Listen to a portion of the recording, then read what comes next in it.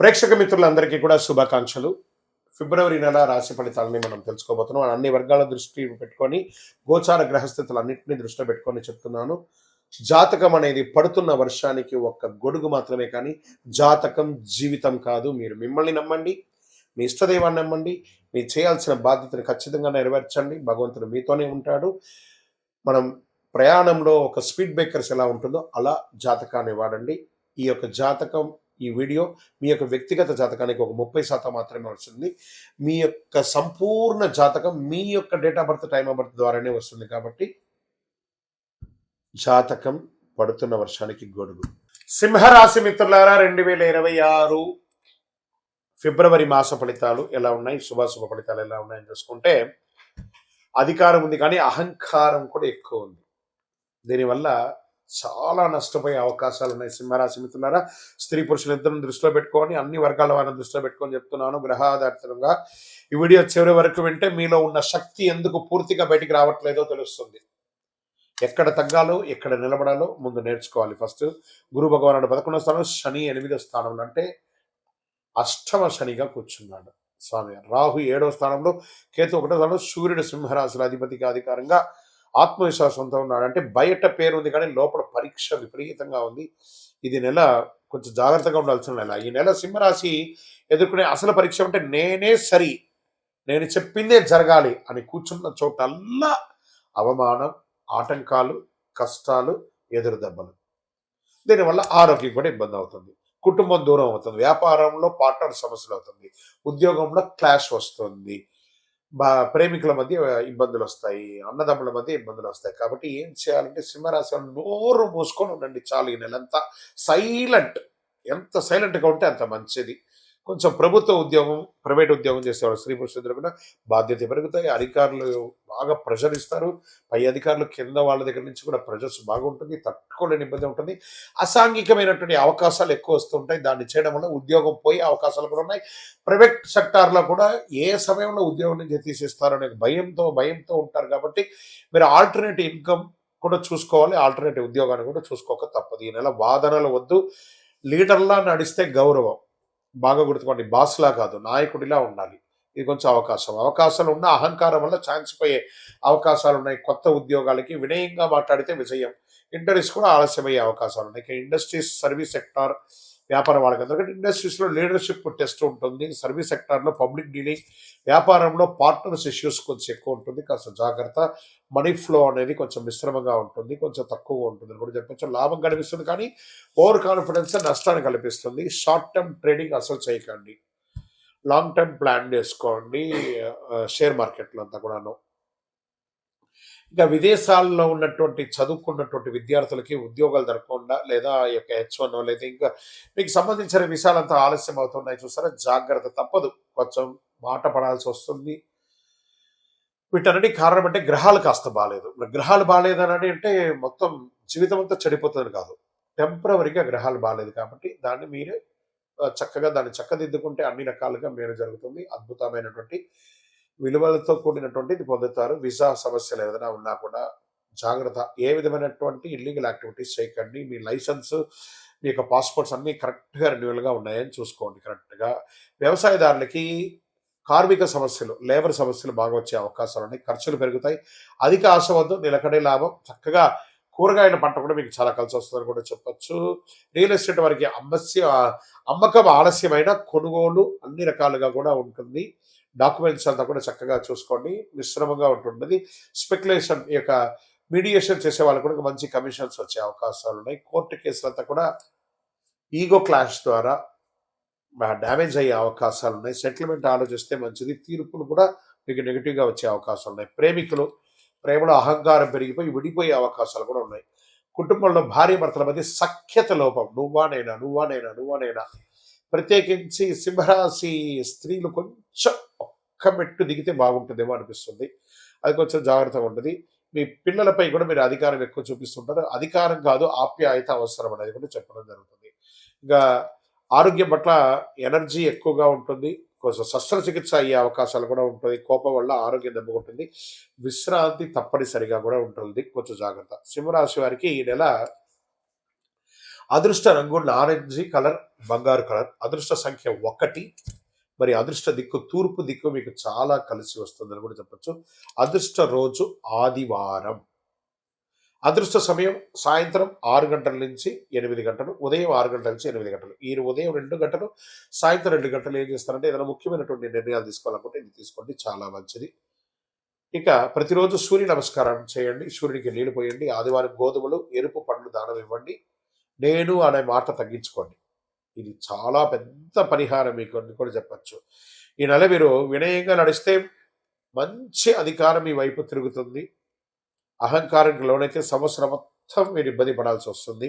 నాయకత్వాన్ని శుద్ధి చేసే విధంగా ఉండాలి, కానీ నాయకత్వాన్ని డామినేట్ చేసేటట్టుగా ఉండకూడదు. గ్రహస్థితులు ఖచ్చితంగా అన్ని వర్గాలు కవర్ అవుతుంది. బాగా గుర్తుపెట్టుకోండి, ఈ నెల మీరు మీ యొక్క ఇష్టదైవం ప్రార్థన చాలా చక్కగా చేయాలి. భగవద్ అనుగ్రహంతో మీ యొక్క వయస్సు ఎంత ఉందో అన్ని వయస్సు సంఖ్యతో కూడినటువంటి నువ్వుల నూనె దీపాన్ని మీ ఇష్టదైవాన్ని కులదేవతకు వెలిగించండి. ఇక్కడ మీ యొక్క వ్యక్తిగత జాతకం కోసం మమ్మల్ని సంప్రదించండి. మీ యొక్క date of birth, time of birth, place of birth WhatsApp చేయండి. మీ యొక్క ఇష్టదైవ దేవాలయంలో మీ వయస్సు ఎంత ఉందో అన్ని దీపాలను నెలకొకసారి వెలిగించండి. అతి శక్తివంతమైనటువంటి 48 రోజులు పూజ చేసినటువంటి కరుంగాలి మాలను ధరించండి. ఆరోగ్యంగా ఐశ్వర్యంగా ఉండండి. నెగిటివ్స్ అంతా తొలగిపోతుంది. ఇంకనూ మీ యొక్క వ్యక్తిగత జాతకం కోసం మీ పేరు, మీ date of birth, time of birth, place of birth WhatsApp చేయండి. మా అడ్మిన్స్ మీకు రిప్లై ఇస్తారు. రథసప్తమి. ఈ రథసప్తమి అంటే ఏంటి అసలు ఎందుకు చేయాలి, ఆ రోజు చేయవలసిన విశేషాలు అంటే సూర్య జయంతి అని కూడా చెప్పచ్చు. ఆరోగ్యాన్ని ఇచ్చే ఒక అద్భుతమైనటువంటి ఒక డే, హెల్త్ డే అని కూడా చెప్పచ్చు. అందరికీ నమస్కారం. రథసప్తమి అంటే కేవలం ఒక పండుగ కాదు, ఇది సూర్యుని యొక్క మహోత్సవం. అందరూ కూడా సూర్య నమస్కారం అంటుంటారు చూసారు. ఆ 12 నమస్కారాలు బెండ్స్ అంతా చేయకుండా సూర్యుడికి చేసుకుంటే శరీరంలో ప్రతి అవయవం కదులుతుంది. ఫస్ట్ ఆరోగ్యం అంటేనే సూర్యుడు, సూర్యుడు అంటేనే ఆరోగ్యం. మాఘమాసం శుక్లపక్షం సప్తమి తిథి నాడు సూర్యుడు తన దివ్య రథంపై ఉత్తరాయణ ప్రయాణం ప్రారంభిస్తారు. శాస్త్ర విశ్వాసం ఇది. అంటే దక్షిణాయనం అయ్యి ఉత్తరాయణ ప్రారంభం కావాలి కదా. 7 గుర్రాల మీద కూర్చొని, రథం మీద కూర్చొని సూర్యుడు తన యొక్క యాత్రను ప్రారంభిస్తున్నట్ట 7 దిక్కులకి. అంటే అందరూ ఆరోగ్యంగా ఉండాలని ఆయన ప్రారంభించేశారు. అందుకని దీన్ని సూర్య జయంతి అని కూడా అంటారు. సూర్యుని రథానికి 7 గుర్రాలు, ఇవి 7 వర్ణాలు, 7 రోజులు, 7 శక్తులు సూచిక. ఈరోజు చేసిన సూర్యారాధన వల్ల ఆరోగ్యం, శక్తి, తేజస్సు, దీర్ఘాయుస్సు లభిస్తాయని శాస్త్రోక్తి. చేస్తే మంచిది కదా. అర్క స్నానం, ఈ జిల్లేడాకు ఉంటుంది కదా, జిల్లేడాకుని నెత్తి మీద పెట్టుకొని తల ముందు నువ్వుల నూనెతో చక్కగా శరీరంతో అభ్యంగన చేసి సూర్యుడు ఉదయించగానే లేచి వారికి నమస్కారం చేసి ఆ జిల్లేడాకు పెట్టి మంచి వేడి నీళ్లతో స్నానం చేసి అది పడుతుండగా ఆ ఆకుని కింద పడేయకుండా చేయాలి స్నానం. అదే నీళ్ళ యొక్క ఫోర్స్తో పడిపోవాలి. పెట్టుకోవడం మాత్రం మన బాధ్యత. అది జిల్లేడాక అంటే అవును, అక్కడే శ్వేతార్క మూల నివాసాయ. ఆయన శ్వేతార్కం అంటే ఆయనకి చాలా ఇష్టం, తెల్లటి జిల్లేడు అంటే. ఆ అర్కం ఎలా పెట్టుకోవాలి? ఆకులు తల, భుజాలు, మోకాళ్ళపై ఉంచుకొని స్నానం చేయాలి. ఇది రోగ నివారణకు ఒక అద్భుతమైనటువంటి శక్తి. కాబట్టి ఆన్లైన్లో తెచ్చుకోండి. సిటీలో ఉన్న వాళ్ళకి దొరకవచ్చు, ఆన్లైన్లో తెచ్చుకోండి. లేదా కొంచెం అటుపక్క అలా వెళ్ళండి, ఊరు బయట వెళ్ళాలంటే ఎక్కడ పడితే అక్కడ జిల్లేడు చెట్టు ఉంటుంది, తెంచి పెట్టేసుకొని కవర్లో పెట్టేసుకోండి, చక్కగా తీసుకోండి. ఇంకా తూర్పు దిశగా నిలబడి సూర్యుడికి అర్ఘ్యం నీళ్లు వదలడము. ఓం హ్రీం హ్రీం హ్రౌం సహ సూర్యాయ నమః అనే మంత్రాన్ని జపం చేసి నీళ్లు వదలండి. మళ్ళీ చెప్తున్నా, ఓం హ్రీం హ్రీం హ్రౌం సహ సూర్యాయ నమః అని 7 సార్లు కానీ 12 సార్లు కానీ నీళ్లు వదిలి జపం చేయండి. చాలా బాగుంటుంది. ఇంకా జనరల్గా యోగా పద్ధతిలో సూర్య నమస్కారం అనేది ఉంటుంది కదా, ఆ పద్ధతి ప్రకారం దానికి ఒక్క సూర్య నమస్కారాన్ని 7 సార్లు చేయాలి. అంటే 12 కలిపితే 1, దాన్ని అలా 7 సార్లు చేయండి. సంవత్సరానికి కావాల్సిన ఎనర్జీ నకసిక పర్యంతం ఆరోగ్యం అంతా బ్రహ్మాండంగా అయిపోతుంది. ఆరోగ్యం సూర్యానుగ్రహం వల్లే లభిస్తుంది. కాబట్టి రథసప్తమి నాడు చేసిన సూర్యారాధన సంవత్సరంతో శక్తినిస్తుంది. అద్భుతమైనటువంటి విశేషాలను పొందుతా. ఈరోజు ఏం చేయాలి? ఉదయం లేవగానే అద్భుతంగా పెద్దవాళ్ళకి నమస్కారం చేయాలి. మంచి ఒక చెట్టు నాటాలి. ఒక్క చెట్టు అయినా ఈరోజు నాటాలి అని చెప్పడం ఆరోగ్యం. దీంట్లో ఎలా ఉంటుందంటే ఆ రోజు విశిష్టత ఏం చెప్పుకోవాలంటే సూర్య జయంతి కూడా అని పిలుస్తారు. ఆరోగ్యం, దీర్ఘాయుషు, తేజస్సు, మహాశుభదనం, శరీరం నుండి అలసట, రోగ నివారణకు అనుకూలం, పితృదోషాలని తొలగిపోతాయి రేపు కానీ ప్రార్థన చేస్తే. ఉదయం సూర్యోదయానికి ముందే లేచి తూర్పు దిశగా నిలబడి సూర్య నమస్కారాలు చేసి ఏం చేయాలి, మన నైవేద్యం ఏం చేయాలి, బెల్లం పొంగలి, తీపి పొంగలి, గోధుమ, బెల్లం, నెయ్యి ఇవన్నీ కూడా దానం ఇయ్యచ్చు, నైవేద్యంగా పెట్టచ్చు. మహాశివరాత్రి ఫిబ్రవరి 15వ తారీఖున 2026 మహాశివరాత్రి వస్తుంది. ఇక శివరాత్రి అనగానే అందరూ దేవాలయాలకు వెళ్ళి అభిషేకారాధన చేసేసుకొని చాలా అద్భుతంగా చేస్తారు కదా. కాస్త దాని గురించి కొంచెం ఎన్లార్జ్ చేసి చూద్దాం. శివరాత్రి ఒక్క రాత్రి జీవితాన్ని మార్చే శక్తి అండి. ఆ శివుడు గరళకంఠుడు భోళాశంకరుడు మనకందరికీ అనుగ్రహం ఇచ్చే అందరికీ ఒక శుభదినం చెప్పచ్చు. నమస్కారం భక్తులారా. మహాశివరాత్రి అంటే కేవలం ఉపవాసం కాదు, కేవలం జాగరణ కాదు. ఇది మనలో అజ్ఞానాన్ని చీల్చి చెండాడి రాత్రి. ఇది శివతత్వాన్ని అనుభవించే ఒక అద్భుతమైనటువంటి రాత్రి అని కూడా చెప్పచ్చు. శివరాత్రి ఎందుకు అంత ప్రత్యేకమో, ఈ ఒక్కరోజు ఎందుకు జీవితానికి కీలకమో, నిజంగా శివుడు ఏమి ఇస్తాడో మీకు స్పష్టతగా అర్థమవుతుంది ఈ వీడియో పూర్తి చూస్తే.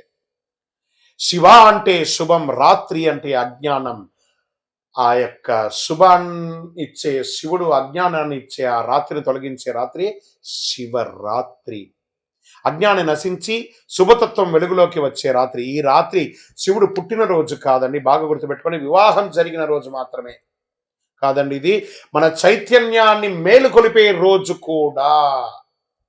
ఈ రాత్రి ఎందుకు అంత శక్తివంతమైనదంటే పురాణాల ప్రకారం మహాశివరాత్రి నాడు భూమి, ఆకాశం, బ్రహ్మాండ శక్తులు ఒకే లయలో ఉంటాయి. మన శరీరంలో శక్తి సహజంగా పైకి ప్రయాణిస్తాయి. అందుకే ధ్యానం సులభం, మంత్ర జపం ప్రభావవంతంగా ఉంటుంది, మనసు నిశ్శబ్దంగా ఉంటుంది. ఇది భక్తి కాదు, శరీరం మనసు యొక్క శాస్త్రం అని కూడా చెప్పచ్చు.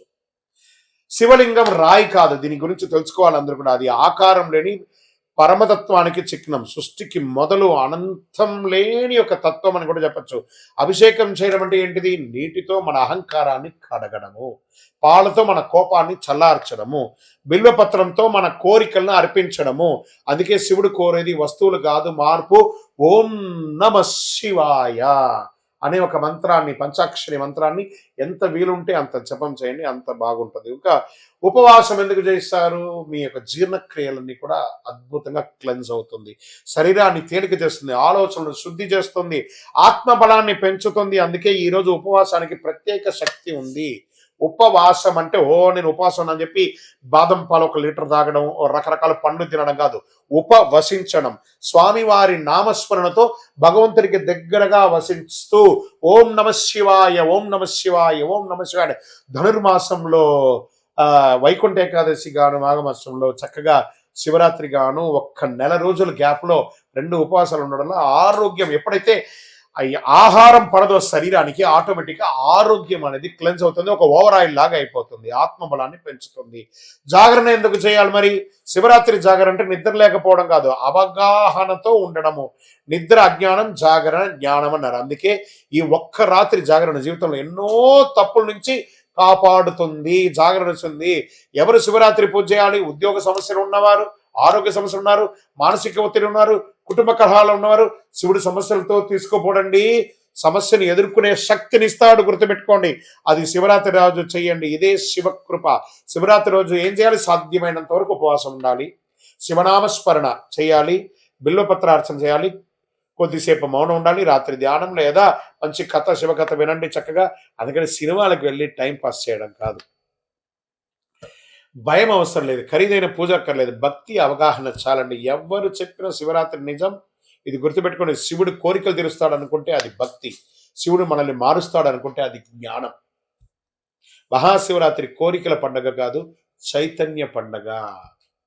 మహాశివరాత్రి మీ జీవితంలో శాంతి, స్థిరత్వం, శివతత్వం ప్రసాదించాలని ఓం నమ శివాయ. అందరూ ఆయురారోగ్య ఐశ్వర్య భోగభాగ్యాలతో ఉండాలని అఖిలాండ కోటి బ్రహ్మాండ నాయకుడు ఆ యొక్క కైలాసనాథుని ప్రార్థన చేసుకుంటున్నాం. ఓం నమ శివాయ, ఓం నమ శివాయ, ఓం నమ శివాయ.